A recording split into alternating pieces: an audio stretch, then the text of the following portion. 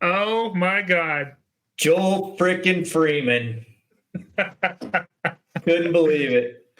Joel might be on my watch for weekly picks.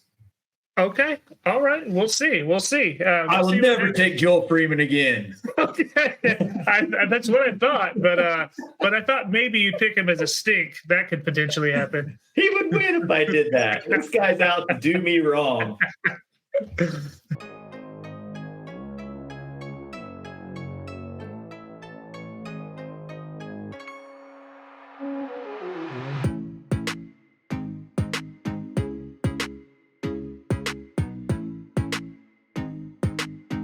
What up, everyone? Welcome to the Players Meeting, a Win Dummies production. My name's Lucas Deal. We're in episode number 28, coming right at you right now. And in this episode, we're going to be looking at the Green Mountain Championship that's happening this week. We'll make picks for it, but we'll also take a peek at some of the tournaments that a lot of these pros played in during their off week. I'm really excited tonight because we're going to have some special guests making picks with us, and it's going to be a lot of fun. So stay tuned.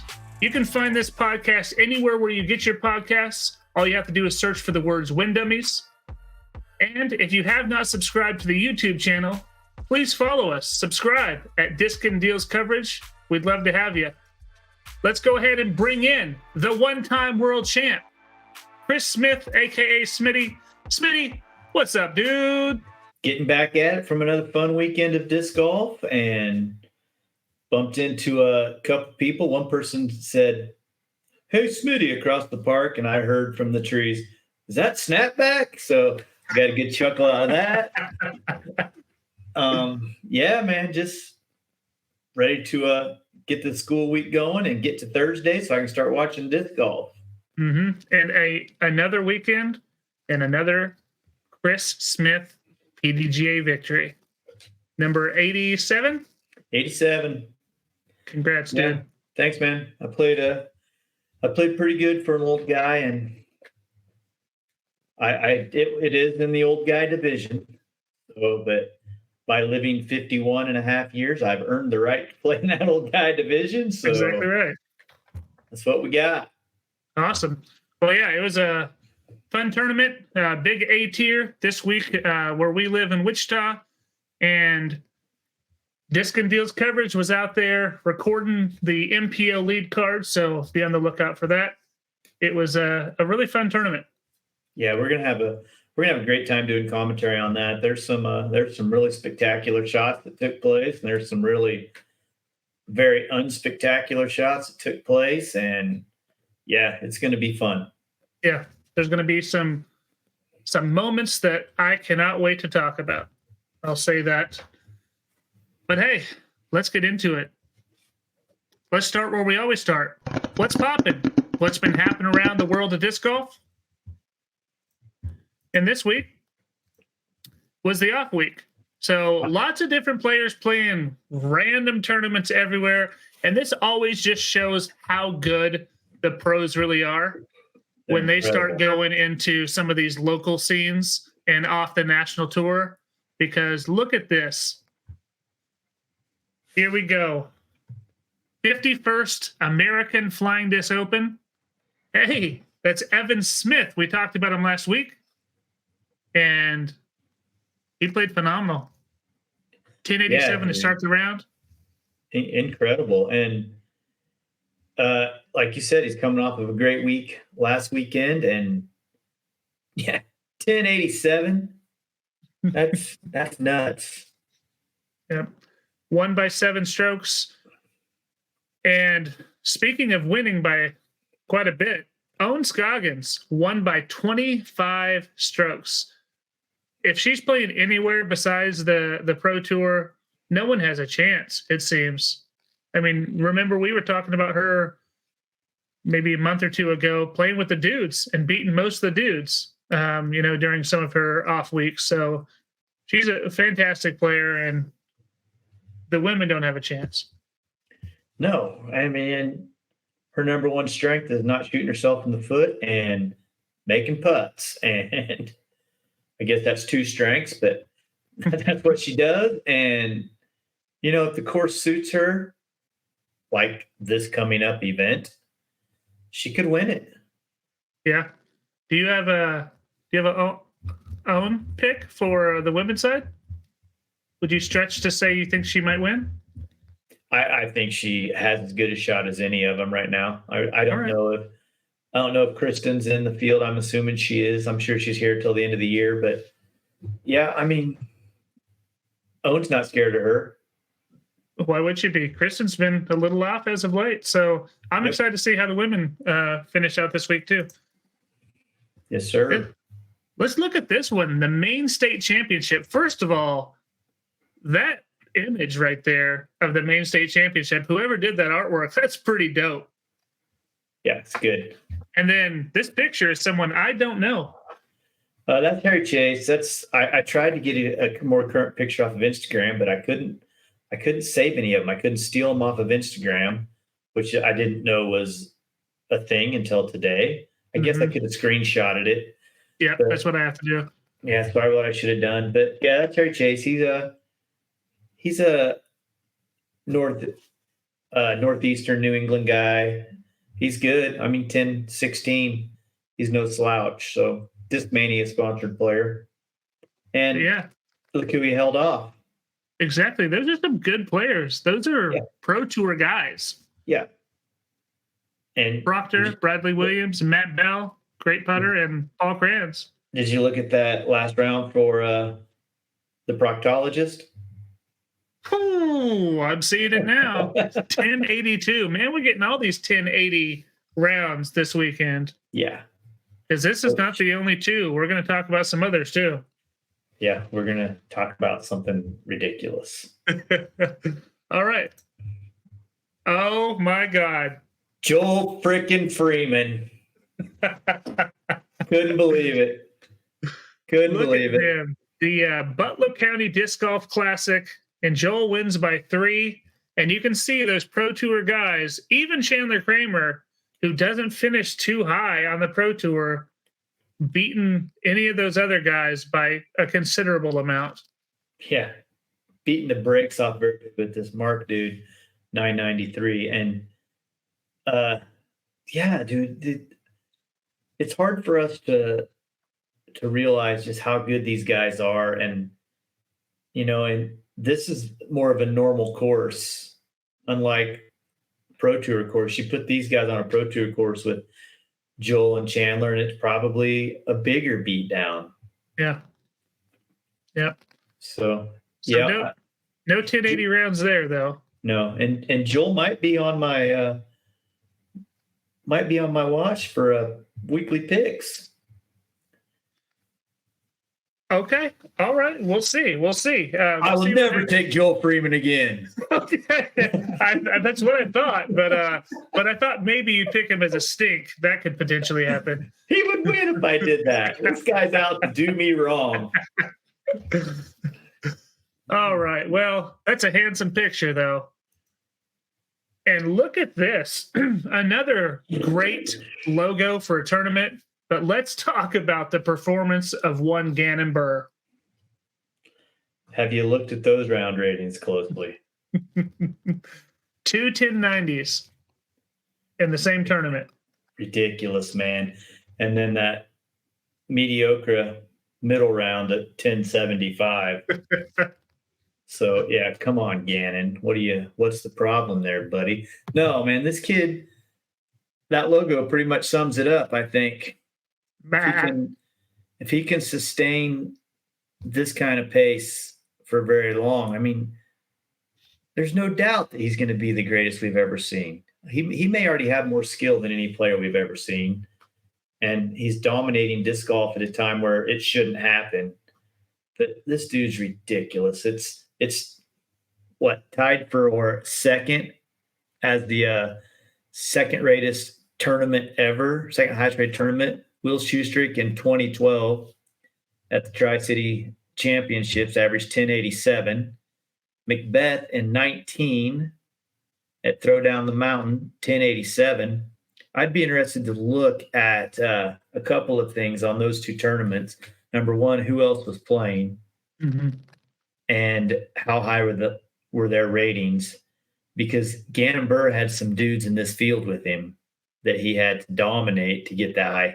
He beat Isaac Robinson, the current world champion, back to back by a dozen shots. Yeah. A dozen. Pretty remarkable. Isaac went 1056, 1068, 1049, and just got demolished. Yeah. He averaged over 1050 rated golf and got beat by 12. And this greatest round of all time by Shoestrick is only 0.7 better than Gannon's combined rounds this weekend. And in 2012, if you flat demolish somebody, your rating would be so inflated because not everybody else had this super high rating. It was so much easier to shoot high ratings. And I can't imagine how hard it is for pro. And you hear these guys talk about ratings inflation and whatever else. It's a true thing. It used to be it boosted them, and now they have to play so dang good to get that high. But ratings, schmatings, 12-stroke win. Yeah, incredible. Freak. And I do want to talk about on the women's side, Rebecca Dawn. Not a name I had heard of before, but she won by 16 strokes over some Pro Tour ladies. And I want to mention that Rebecca is only 16 years old, but she beat the likes of Chantel Bedinsky, Raven Klein, Lindsay Moss, Lindsay Fish. So not your upper echelon FPO players, but still players that are on the Pro Tour, and she beat them by 16. Did you see who else was in that field? No, I didn't. Getting waxed by almost 40 strokes. Jennifer Smiley. Huh. Rookie of the year. Remember? She's in the running for that. Is she? We remembered her because of her name. Oh, yeah. Maybe that's right. You remember it because of her name. I don't. Straight got waxed. Wow. So, yeah, that's a great round. Yeah. Yeah. Absolutely incredible. And I love seeing someone that's young coming up in the sport and just dominating already. I want to see, because they can go one of two paths, right? Is she going to take it and go and run with it, or is she going to end up kind of veering off? Because that's what kids do, is some of them stay with it, some of them just veer off into something else in life. So hope she stays with it. It's always cool. Did you watch any of the ladies play this weekend at Keeper? I didn't get to see. I saw the scores and I talked to Emma. Man, she played behind us the last round. That was all I got to watch. While we were waiting to tee off, watch them come in. She was super smooth and she threw a ton of just great shots all the way through the course. So yeah, very consistent, right? She may not be the longest thrower, but she's a great putter and very smooth. Kendra's actually played a few turns with her when Emma was just getting started, so I've actually got to be in a card with her before, and she was already decent then. I know she's on some of the tours now, but yeah, she's a good player, man.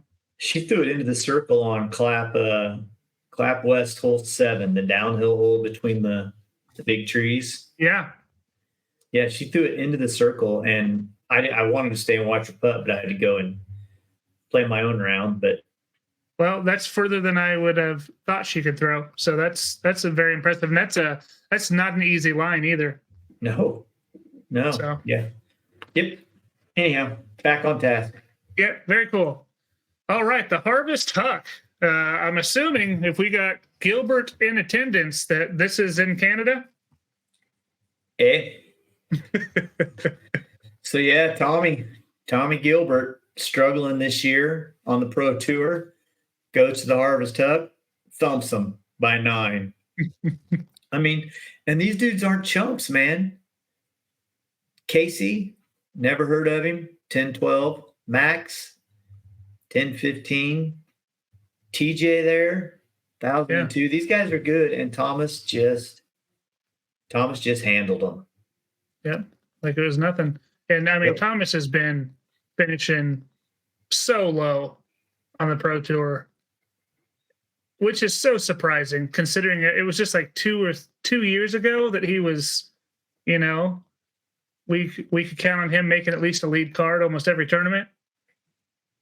So very surprising. I hope he gets it figured out. But That'd be good. Great showing. Okay. Hold on.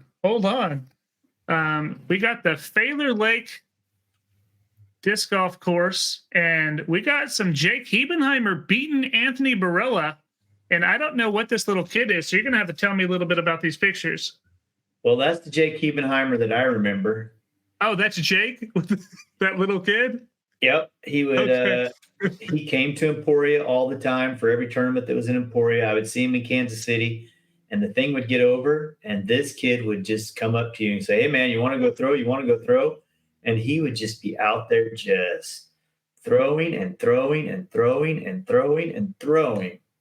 So, and he was good then. But that's a bad man right there. That dude can throw a disc as good as anybody. Yeah, So, and taking down AB, it looks like that went into a playoff. Do you know anything more about how that shook out? oh yeah, I went and watched it. It's on GK. Okay. The whole tournament's on GK. That course is pretty cool.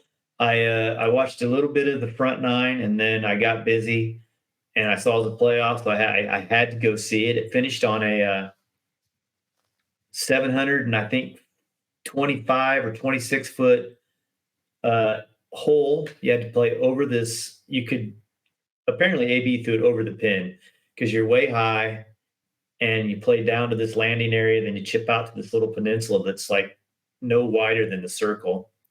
But yeah, AB was up 2 going into it and threw it safe. And then Jake smashed one down there. AB just threw it at the pin, hoping to stay on and not caring if he went off the backside OB, which he did. Jake flicked it under the bucket, and then AB missed, took a par. Jake eagled, went to a playoff on the same hole. Jake eagled it again. Dang. Yeah. This course is pretty sick, dude. Where was it at? Somewhere, obviously up Northeast somewhere. I don't remember exactly where, but it was only a B tier. And look at the names that were there. I know. Yeah. That's really cool though. Good on Jake. He actually, his girlfriend just messaged me saying that he might be playing one of the tournaments that we'll be filming. So I'm hoping he gets on coverage, because that'd be cool to get him on some Disc and Deals coverage. Yeah, he's good, man. Yeah, good job, Jake.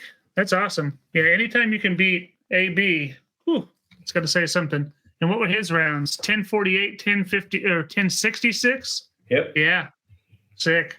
That's kind of the tournaments that we want to cover, that some of these pros are playing in during their off week. But we got to now talk about something that is kind of crazy. Maybe something we haven't seen, or maybe something you've seen, something similar to this in your days of disc golf. But I'm going to kind of explain the situation. So Jonathan Ray was running the Masters at, what was it called? Bud Hill. Yeah. So there, it says it right here.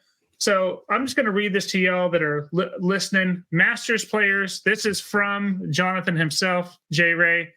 I am broken and embarrassed to have to tell you all this. I am canceling the 2024 Masters at Bud Hill. I tried every way I could to think of to salvage this, and I alone am responsible. I used the Masters money to fund events and vending fees in the beginning of the season after not working through the winter. I have done this each year, and as the season goes on, the money gets replaced. That was not the case this year. Through some personal medical issues, higher costs, and much lower participation in our sport, I just couldn't catch up. It's been a horrible financial year, bad enough that I'm having to file for bankruptcy. I'm beyond embarrassed and broken that I'm letting so many friends and loved ones down. This has nothing to do with the Daniels or Bud Hill. This is on me. I want you all to know that I will repay every one of you, but it won't happen overnight. I'm working on liquidating my inventory, and we'll begin refunding when that happens. It will not cover everyone, but I'll continue getting them out as quickly as I can. Once again, I am so sorry. And Smitty, I did some math here. There were 279 players. And this was not a cheap tournament. This was $150 a pop. That was about $26,500 that he was responsible for. That now those players are out of that money because the tournament's been canceled. First of all, what are your thoughts? And have you ever seen anything like this happen before? Not to this degree. I read on one of the threads, because this post is everywhere.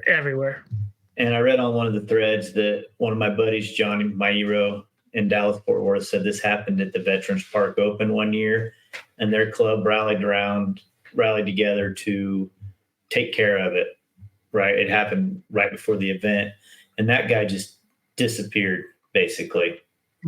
So this is a lot of money, and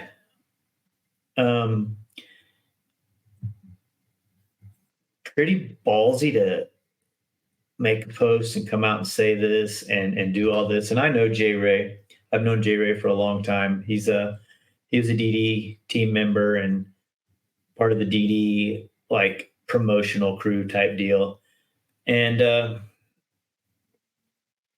when I started to read this thing, the first paragraph, I was like, okay, all right, this isn't going good. And then the first sentence of the second paragraph, I was like, oh boy, this is really not going good. And then when he talked about robbing Peter to pay Paul there in the middle, I thought, oh man, this is terrible. And I'm obviously not a lawyer, so I don't know the ins and outs and the laws, but this is a lot of money and that's a lot of people. And I don't see this ending very well for J Ray, even though he tried to come forward and own up to his mistake. And he does say that it's on him, but this is a bad thing, man. And I hit up Rusco and I said, hey, I don't know anything about this. Tell me what you're comfortable telling me. And I said, if I was guessing, it probably works like this. J Ray is like the Carrollton company, or J Ray is like any of the other dynamic disc company. He's just mobile. All the decisions he makes, all of the inventory is his. He's purchased it. He's bought it. He's just a mobile store. And Rusco said, yeah, you're exactly right. That's how it works. You know, I see a lot of people saying DD should bail him out and DD should be responsible for this. No, on both. I did see some DD thing, and it's not. I don't see it as a DD thing either, but I have seen people, because it's a PDGA event. Do you see the PDGA coming in and potentially bailing out?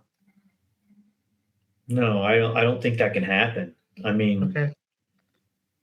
So, is there anything in place by the PDGA that if something like this happens, like they have any type of insurance? Yeah, I don't know, man. Yeah, it's just so crazy. It's such a ton of money. And now, I guess I have another question too, because you are in kind of a similar situation because you have your own inventory. You run tournaments. I mean, is this something that you as a TD do from time to time, where you use a little bit of the registration money to pay for a little bit of something else, knowing you're going to get it back? No, I don't. I try to keep my disc golf money and my real money separate. And if I have something coming up and I know there's going to be a lot of expense involved, first of all, let me backtrack a little bit. I only run C tiers, and I would do a B tier. I would never do anything bigger, but my deal is that's a lot of hard work for me as a TD to prepare the course, prepare the event, organize everything. I'm just me. And, you know, I've got people that help me at the events, but it's just me. And I can't see basically taking $750 out of my pocket and giving it away. Now, if I was going to do a beach year, I'd find a way to sponsor it. I'd find people to give money towards the event, something in return. Right. So, yeah. So I've never run an event of this magnitude. But where I was going is if I want to do a sweatshirt for an event, I will.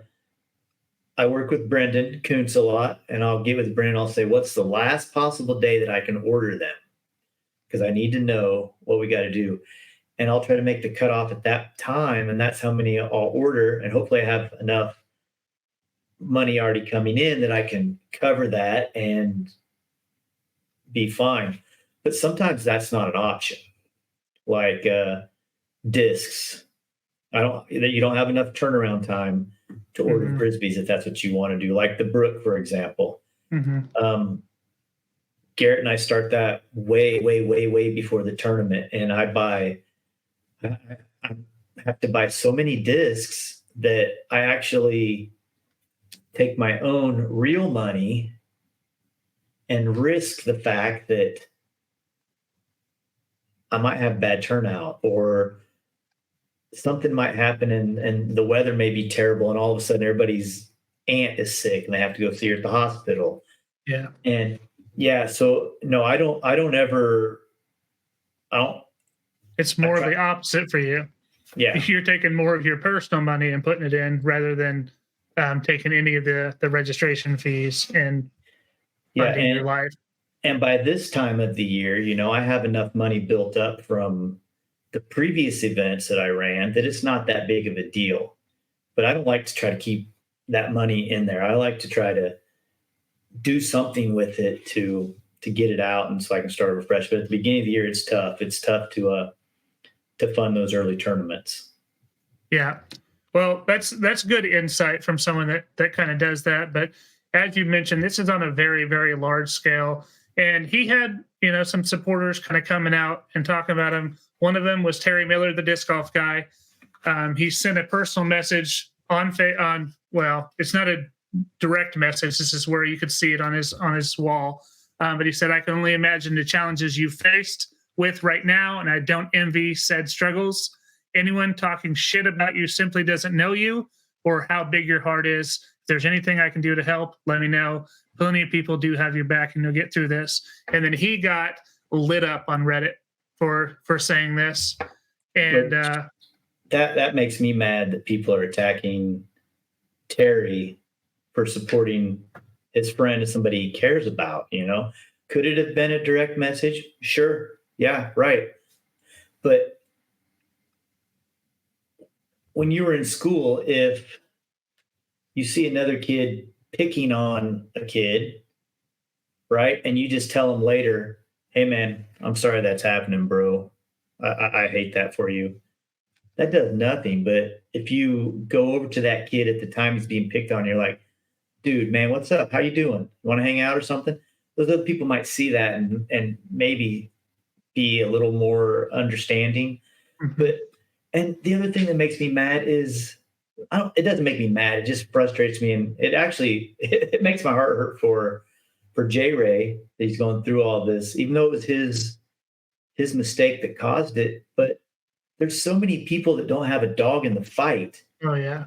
That are up in arms about this and trying to make these, lawyer judgments. Oh yeah. The embezzlement talk and all of that. Which this might be enough money that's a big thing. But this dude's been living on the road for probably 8 or 10 years, maybe. And disc golf was his life. And like you said, he's filing for bankruptcy. I don't know how that all works. I don't know if that just erases your debt and you move on.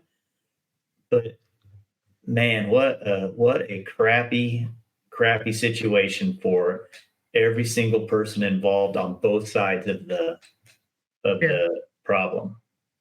Yeah, because as the post mentioned, I mean, a lot of these people aren't going to get their money back in any timely fashion. And it's just like anything, who knows if they ever will. It's a tough situation I'm not going to read this other post here by Terry, but he just defends himself in his position that he wasn't. All he was doing there was showing support for a friend, and I don't think there's anything wrong with that. Nothing. It's and sad that he had to make a post about it. And who knows what J Ray's going through at this point in time, man. And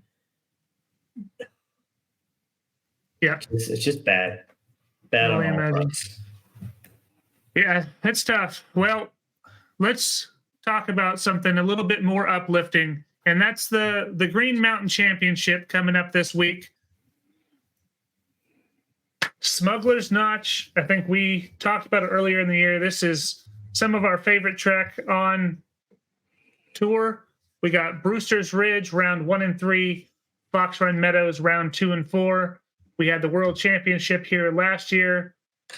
Tell me what your thoughts are going to this tournament, man. Well, you talked about sick logos. Have you looked at that one? I know.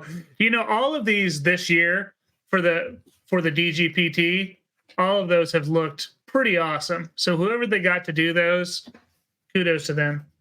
Yeah. Once again, I love this because it's a track we're familiar with. Mm-hmm. And, I liked watching D-Glow because we were familiar with the course, and it's fun and it's interesting to see how these guys have progressed and how much better they are at the course. I mean, the things that they did at D-Glow were so far more superior than what Paul just did not even very long ago when he shot his 18 down on a much easier track. Yeah. So, but yeah, I'm really excited for it, man. And if I hear one pro complaint about the course being too easy, I may never watch pro disc golf ever again. Well, I think part of being a professional is apparently complaining. I don't know if you knew this, Smitty. Good God, man. I think if you or I ever went to D-Glow, we'd be like, yeah. And all I've heard is in awe of the beauty. And I talked to Scott Ramser this weekend, who was there just a couple years ago with Nolan, and I'm like, "Tell me about that thing, man. Was it awesome?" And he's like, yeah." That was the exact quote. Yeah. That if you've watched any podcast or listened to anybody or read anything, I want the courses more like Europe. I want to move to Europe. Right? Yeah. I mean, honestly. What the crap, man. And let's look at some of these courses. I mean, these aren't easy. No. These aren't easy courses. I mean, do you have a favorite of the two? I like the wooded one. Yeah. Which is Brewster, I believe. A little shorter. But yeah, it's just carving out those lines. It's so much more satisfying. Yeah, and I love it. And I love watching it. And that's the other thing I'm just constantly hearing, how crappy the coverage is and this, that, and the other. Some of those dudes just need to shut the hell up. Right? And just be thankful that what we have more than constantly complaining. And I'm talking about Brodie Smith. That guy. Well, yeah. Are you still watching that podcast? Yeah, just so I can get pissed off. You're like, hold on. My heart rate hadn't raised too late. Let me go ahead and watch Brodie. I think they have some good points. They have a lot of good points on their podcast, and they have a lot of opinions that are more informed than what I have. They were there. They were at D-Glow. I wasn't. Yeah. But I'm watching the coverage every single week, and I'm loving it. Absolutely loving it. I don't watch post-production very much anymore if it's on live because I love the live coverage. But yeah, back to this event. It's going to be awesome. It's going to be fun to watch. It's just, different kind of golf that is great. Yeah, and I absolutely love these courses. So I'm super duper excited. And you know what? It's probably time that we talk a little bit about who we think's going to do well and who's not going to do well this week. So let's move into that segment right now. Dun, dun, dun, dun. Weekly picks. All right, as you all know, we're going to have the weekly picks this week, our shine, our sleeper, our stink, and this is all for that Green Mountain Championship. But it's not just me and Smitty picking this week. We are going to also have two other people come on in, maybe our biggest fans, Smitty, I'm thinking. No doubt about it. Some people call this man Greg. Many might call him Silent K. Hey, buddy. Thanks for being here, dude. What's going on, guys? I know I call him Silent K. Yeah, pretty much all the time. Smitty calls me Silent K, so that's go ahead, what we ask go us. with. This is the time, Lucas. Yeah, so tell me, how'd you get the story? Nickname?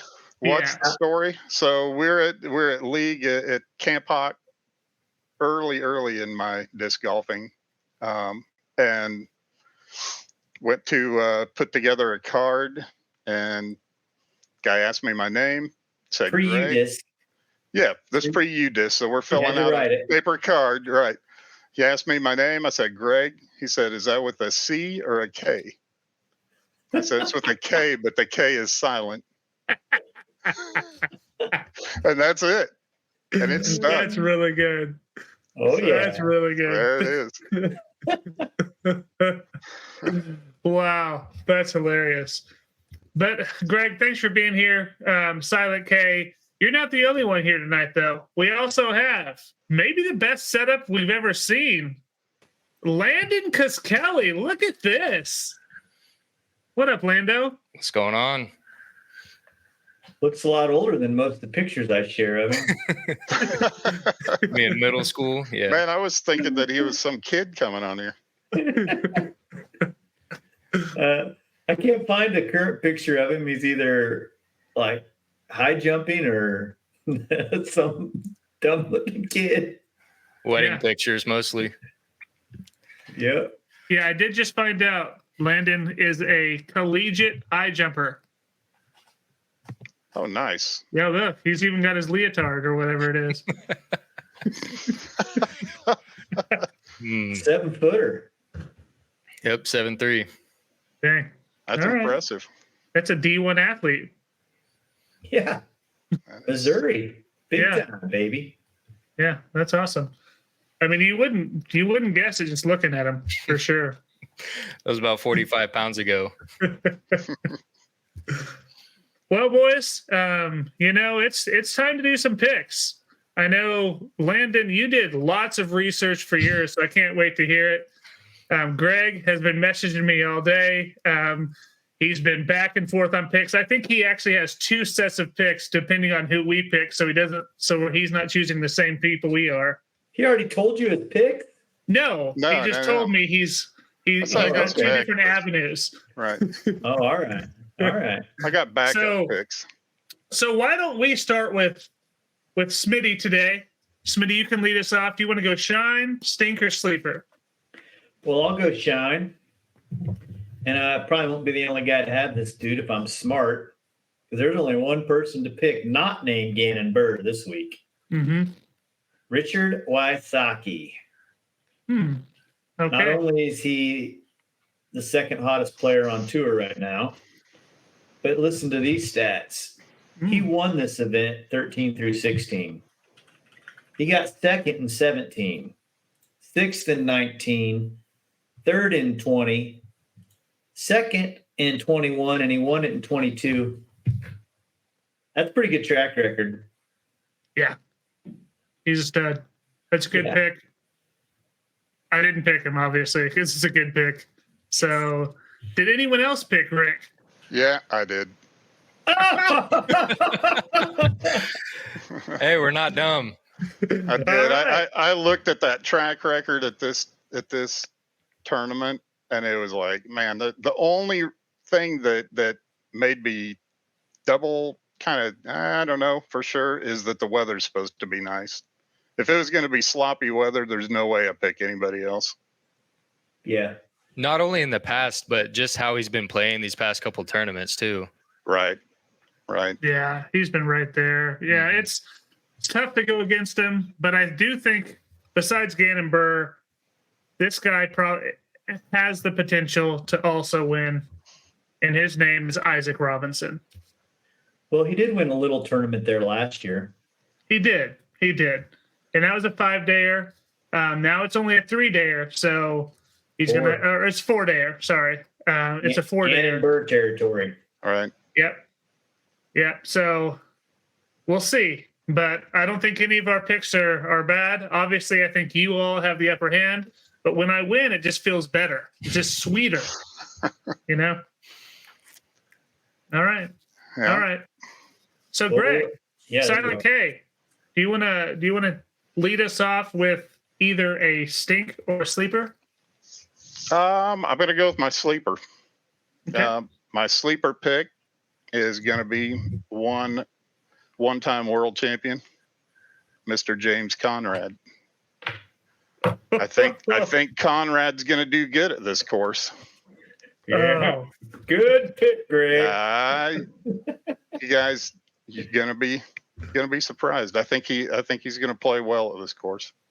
You know, he's actually done pretty well at the last couple events. It's just there's so much noise about the top 5 or 10 people, but James has been up in the top 30, and that's a respectable finish in the Disc Golf Pro Tour at this time. Yeah. Like I said, I think his chances are pretty slim to win it, but I think he'll show up and play well and do better than his average performance, because that's what the sleep's really based on. So go ahead, Lando. Mm-hmm. My guy has been kind of back and forth. He had a pretty good start to the year. Couple top 10s in there. D-Glow, he didn't play too well, but that's why I picked him as my sleeper, because he's kind of back and forth. So his average has got to be a little bit higher. I'm going with Gavin Babcock. Oh, that's your okay. For my sleeper. Yep. That's your sleeper. That's nice. Okay.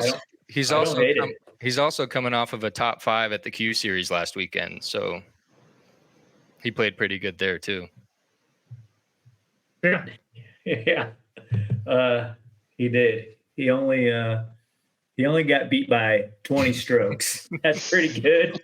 Well, considering there were some guys that were underneath him that were, 10, 20. Well, second place got beat by a dozen, so 20 strokes is actually really good. So, someone just did extremely well, and we all know who that is. Now, I will say, I don't know if Greg's picks are going to continue to lean towards MVP, but I foresee that potentially happening. Greg is a big MVP guy. But I'm going to tell you right now, I have a sleeper that we did not talk about last week. And you might think, didn't you talk about him? But no, this is a different Evan. This is Evan Scott. You might not know about him. He averaged in 50th place this year. Averaging 50th. This guy plays this tournament well. So I would say look out for a top 20 finish for Evan and solidifying me a green check mark. We won't know which one he is, but we're going to have to get a picture of this guy. He's got curly hair. He's a little bitty dude, super skinny. Yep. I remember he played really well at one of those mountain events last year, but I mean, that's a good pick. He's good, obviously, and this track will, if you can throw good lines, you're going to be in the mix. So I went with the guy that I watched him on Staggered Stance, and I don't remember how long ago it was. It's been a while. And he was talking about how he went like 3 rounds out there without a bogey or something. I haven't heard jack squat about him all year. Casey White. All right. So that's the only reason I picked him, because I remember him bragging about 3 rounds bogey. Sometimes it's good to brag about yourself. People remember you. Besides leading Ledgestone for 2 rounds. Well, and that went into my thought process as well. If he played really well there, and minus Fingergate, he would have been in it. Yeah. Guys, that's Evan Scott. All right. Or It's the younger guy.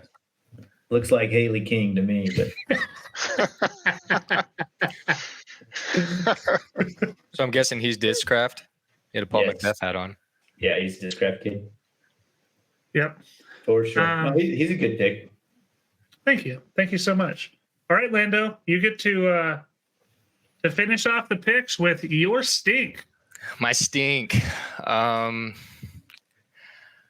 So this guy has had success in this track in the past, but he hasn't had that good of a year. So my stink is going to be Matty O. I don't know. I Wait know a you minute. didn't get a chance to do some research, but I think he's finished like top 5 at least once in the last 3 years. Yeah, but I'm just going based on how he's played this year. Yeah, okay. And as one of our biggest fans, you surely know about the Roadhouse rule, right? All right. You're in with a big crowd. Let's go, Matty-O. Matty-O, let's go, baby. Hey, I'm rooting for him too. I'm not rooting against him, but I just based on how he's played this year, I just don't think he's going to do well. Yeah, and he was hurt before Great Lakes Open. We don't know how healthy he is now. Yeah. But boy, I tell you, that's a scary pick because that guy can fillet the woods, man. He's good, and He's He just got one of the can't best win. drives on that course, right? Mhm. 560 through the woods. Yeah, I remember that. I think that was that at Worlds or was that 2 years ago when he did that? But yeah, it was ridiculous. So that's a scary pick, Landon. So let me just verify. So if Landon's Matty-O pick wins the tournament, you're buying Roadhouse for all 3 of us? Yeah, I'll do Not it. just one person? Mhm. Man, that's going to be expensive, bro. All right, just double checking. We'll see. I like the sound of that, though. All right. I think it's mine. My stink, we don't have to be on Roadhouse watch here. It's actually someone picked them as a sleeper.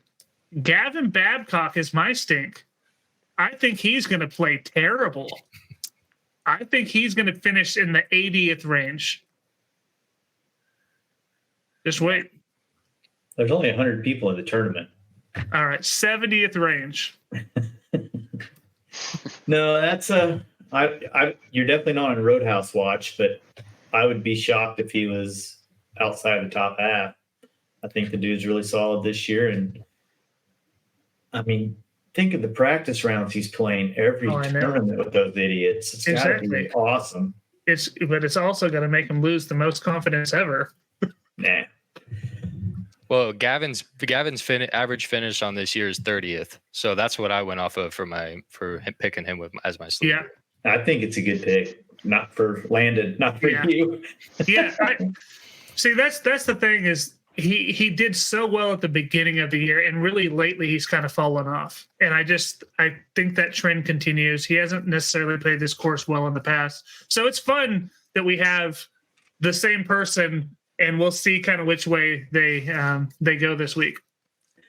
Well, I went a completely different direction. I went with the dude who has been on the last couple of tournaments, and more confident than probably anybody out there. But we haven't seen him play a track like this yet. We've seen him drop bombs. We've seen him make circle 2 putts. Oh, I know him. We've seen him struggle in the circle. Mr. Luke Taylor. LT. I think I want to see him do good, and he might shock me and do good. But I think he's a little bit of a sprayer from the watching the events. He's been off the fairway a little bit, and you're gonna have to hit your lines over these 4 rounds at a Smuggler's Notch for sure. I wanted to go Eagle just because of his woodsy track record, but then I looked and remembered he almost won Worlds if Isaac Robinson wasn't there. So, Gregory? Well, for my stink, I kicked around going with Matty O just because of how he'd been playing. So I don't think that's a bad pick, Landon, honestly. But I'm going to go with a top 10 guy, going with Kyle Klein to stink. We're going to run Oh out. my God, we have to bring people on more often, Smitty. Yes, we are we going to do. get so much food. And I'm telling you, he gets rattled and falls to pieces. And I think he's going to hit some trees and he's going to fall apart. I think he'll be there for maybe a round or two, but I don't think he can do 4. Yeah, he hasn't looked great either the last few events. He looks a little shaky.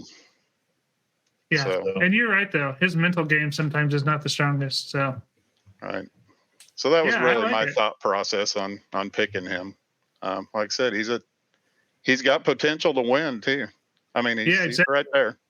You guys both swung But for that's- people that if they miss like you expect them to, you're going to score big. But if they don't, we're going to score. There you go.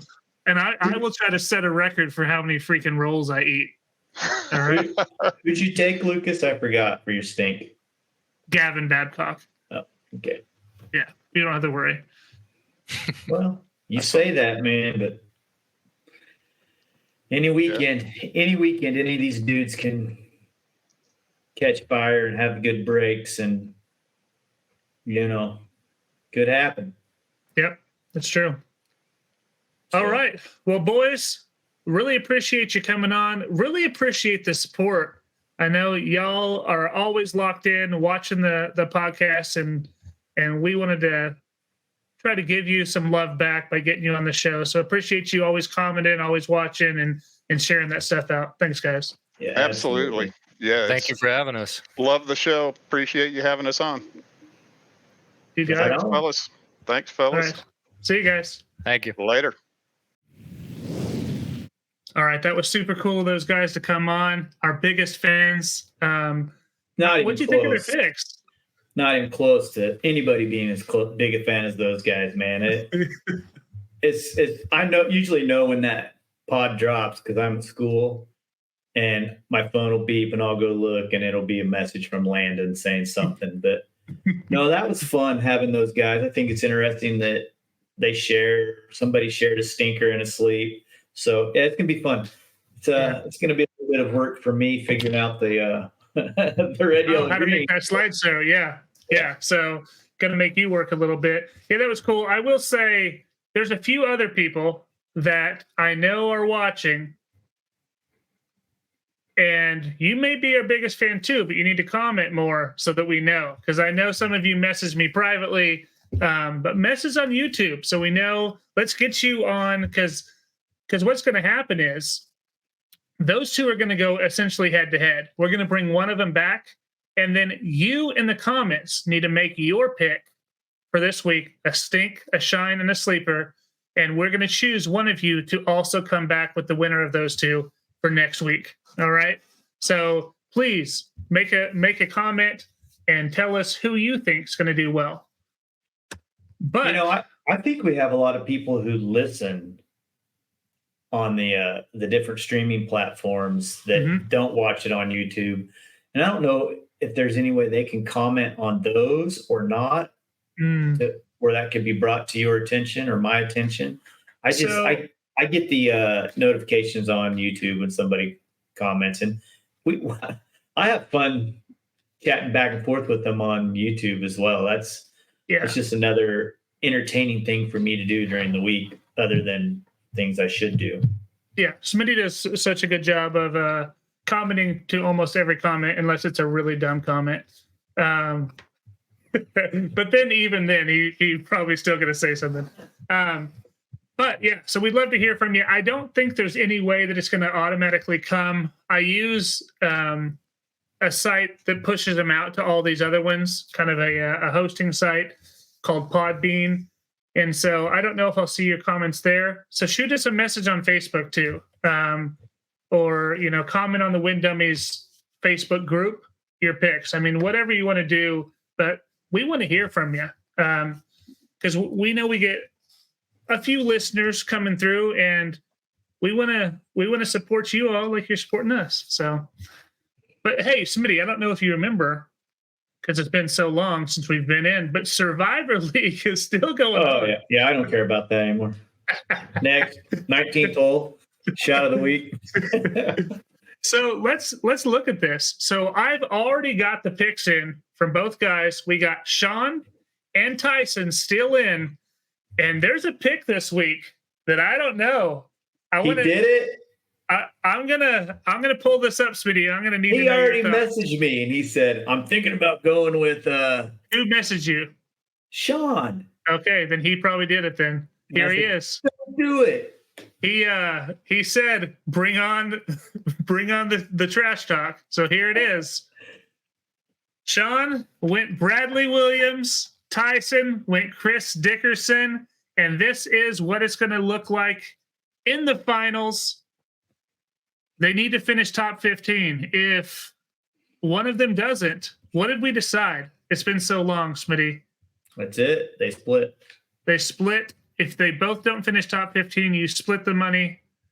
And then if you both finish top 15, we run it back. Yeah. No, these are actually both good picks. Bradley Williams can shred this place, and Dickerson will shred this place.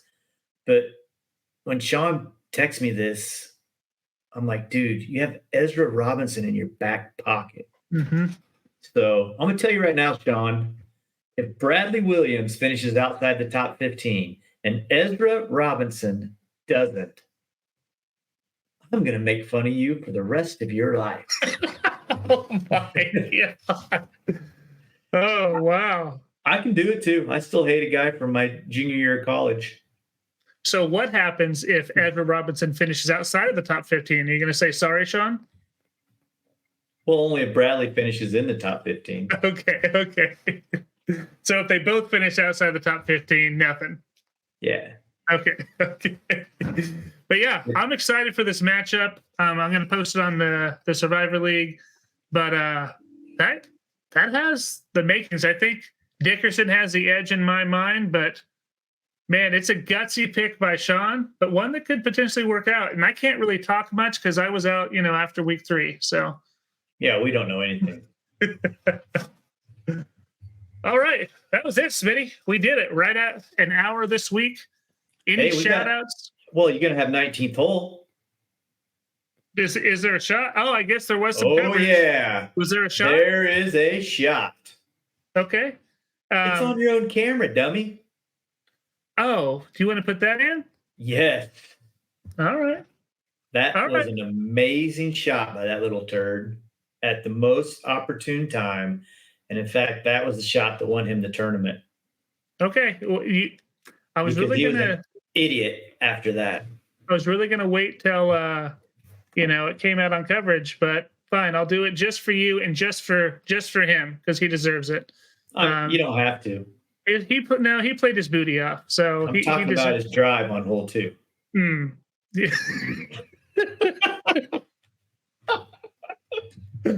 Yeah, one of the best drives. Yeah. That's my vote.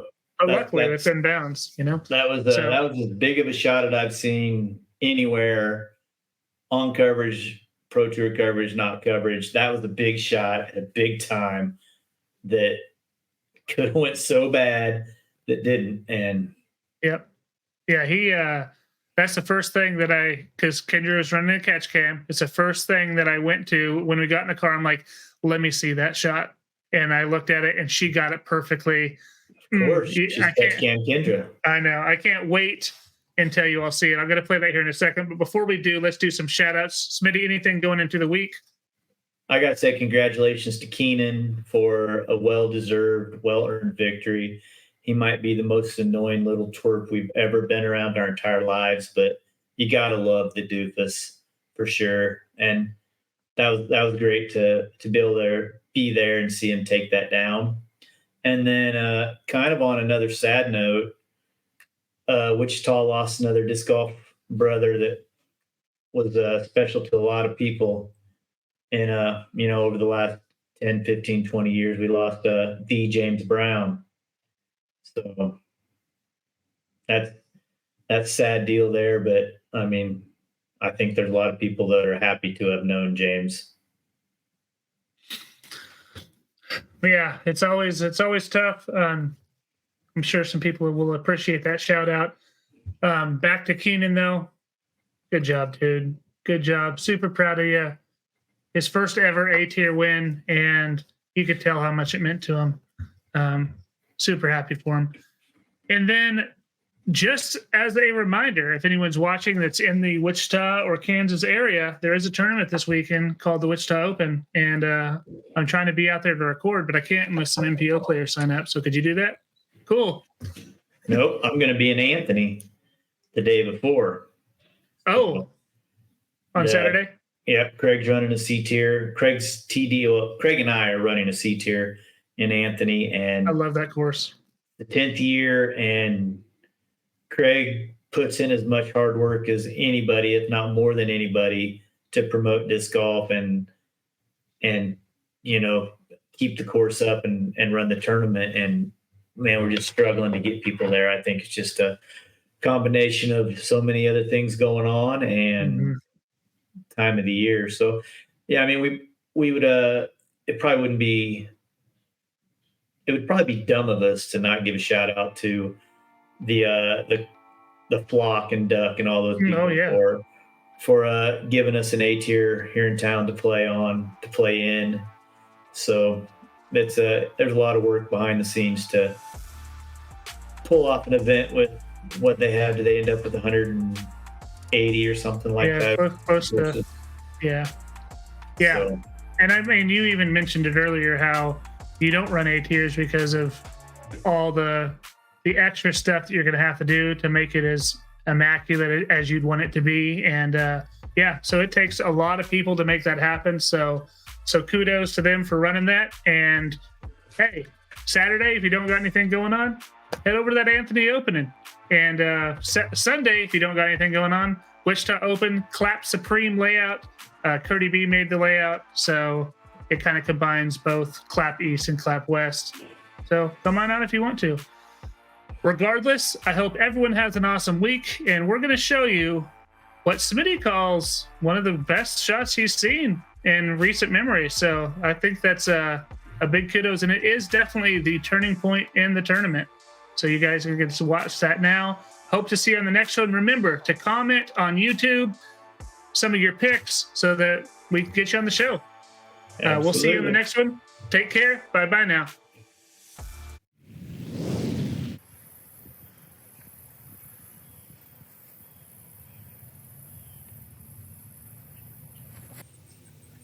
Oh my gosh.